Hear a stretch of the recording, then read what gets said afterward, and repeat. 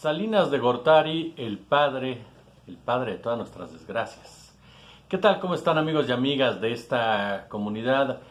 Pensé en muchos temas para platicar con ustedes esta noche y me inspiró una colaboración, una opinión que hizo el gran Epigmenio Ibarra respecto a Carlos Salinas de Gortari y su paso por su administración, por su respectivo sexenio, que fue de 1988 al año 2004, si no mal, no, perdóname, al año 1994. Al año 1994, posteriormente fue sucedido por Ernesto Zedillo Ponce de León.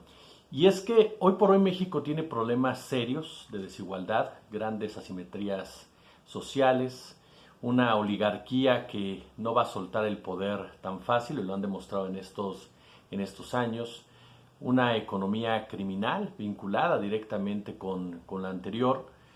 Tenemos problemas en materia de salud, por supuesto, con un sistema de salud público totalmente resquebrajado. Tenemos problemas de precarización laboral, de precarización salarial. Y todo esto comenzó con Carlos Salinas de Gortari. Fíjese lo que son las cosas.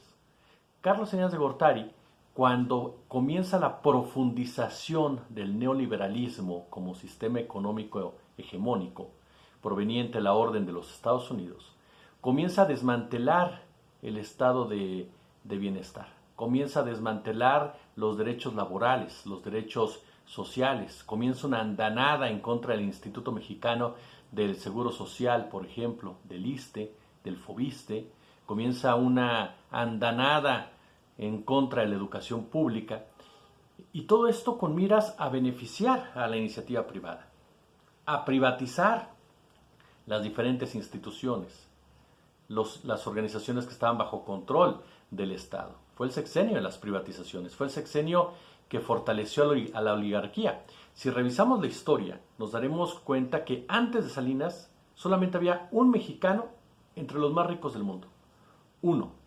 Después de Salinas, la lista había aumentado de manera considerable y empezaron a tener juego personajes que hoy por hoy tienen el control de la economía, como los Slim, como los Salinas Pliego, como los Bayeres, como los Larrea, como los Aramburu Zavala, como, ¿quién le gusta?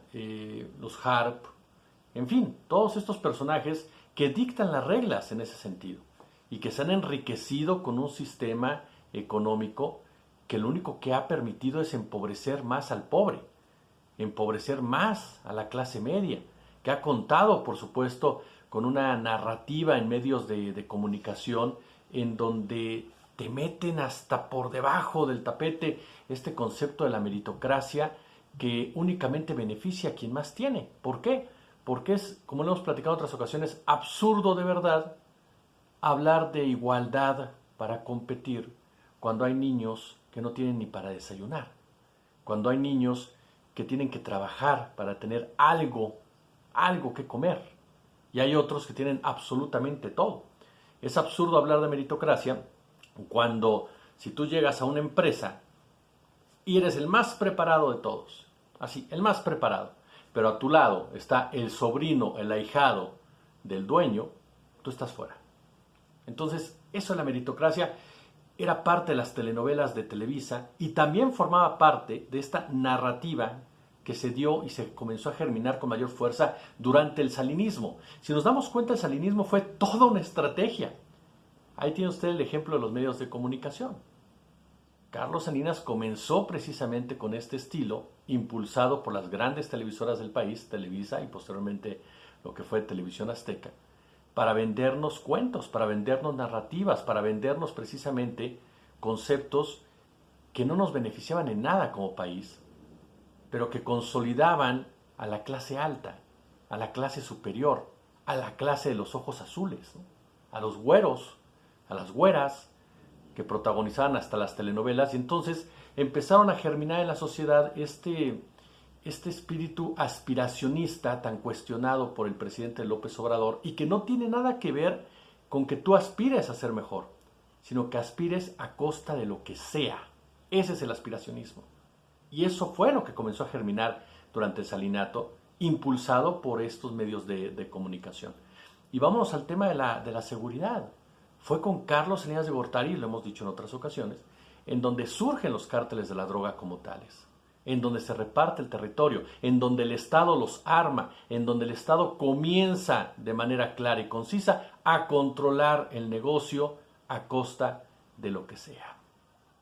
Y todo en el marco de un tratado de libre comercio que beneficiaba ¿a quién? Nuevamente a las oligarquías de aquel lado y de este lado de la frontera.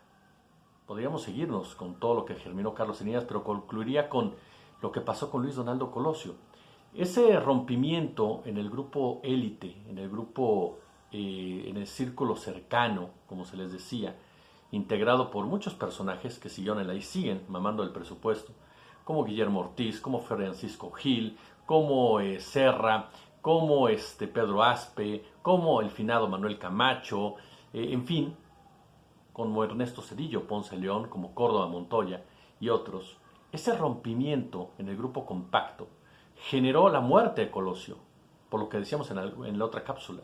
Colosio representaba el salinismo, no al neoliberalismo como tal. Y lo que había que continuar era el neoliberalismo. Por eso había que bajar a Colosio y por eso había que bajar a Salinas, en pocas palabras.